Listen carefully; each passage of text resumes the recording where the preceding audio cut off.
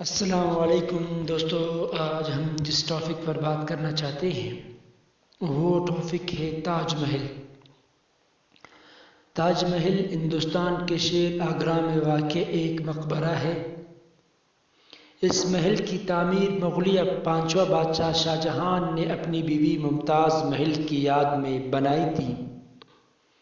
تاج محل مغلیہ طرز تعمیر کا بے مثال اور عمدہ نمونہ ہے۔ تاج محل کو اسلامی فن کا ایک نایاب اور خوبصورت نمونہ بھی کہا ہے۔ تاج محل تعمیر کرانے کا کام استاد احمد لاہوری کے نگرانی میں 1632 کو شروع ہوئی اور محل کو تعمیر کرانے میں تقریباً 20,000 معماروں اور مزدوروں نے حصہ لیا۔ تمام عمارت سنگ مرمر کی بنی ہوئی ہے۔ اس کی لمبائی اور چوڑائی تقریباً 130 فٹ اور بلندی 200 فٹ ہے۔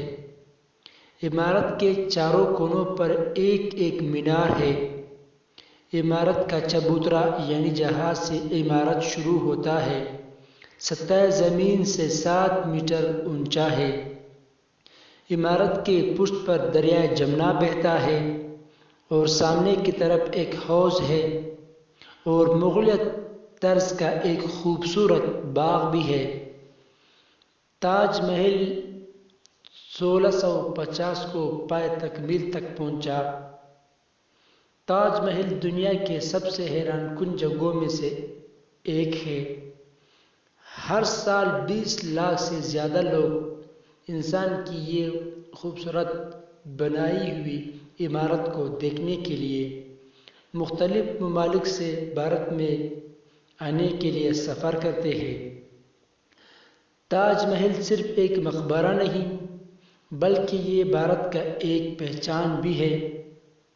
جو دنیا میں بھارت کو لوگ تاج محل کے نام سے بھی پہچانتے ہیں۔ تاج محل کو ایک ندی کے ساتھ بنانا تھا۔ یہ ایک مشکل کام تھا کیونکہ پانی کے پاس زمین ہمیشہ نرم ہوتی ہے، مگر عمارت کو بنانے کے لیے سخت زمین کی ضرورت ہوتی ہے۔ تو اس زمانے کی انجینئر نے کمال کا منصوبہ بنایا تھا، جو آج بھی وہی طریقہ چلتی ہے۔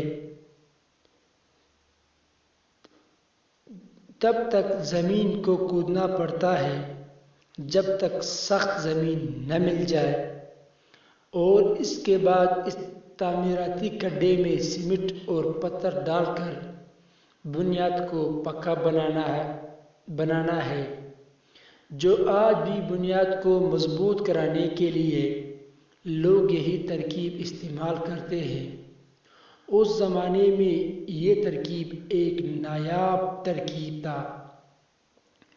ایک بات پر آج بھی اختلاف چلتی آ رہی ہے کہ اس خوبصورت عمارت کا نقشہ کس نے تیار کیا تھا۔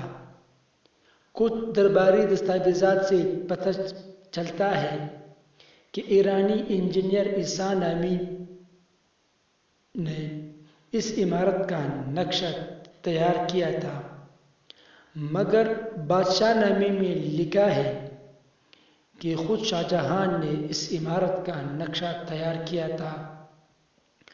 دوستو، اگر آپ لوگوں کو میرا یہ ویڈیو پسند آئی ہو تو برائے مہربانی میرا چینل کو سبسکرائب کریں۔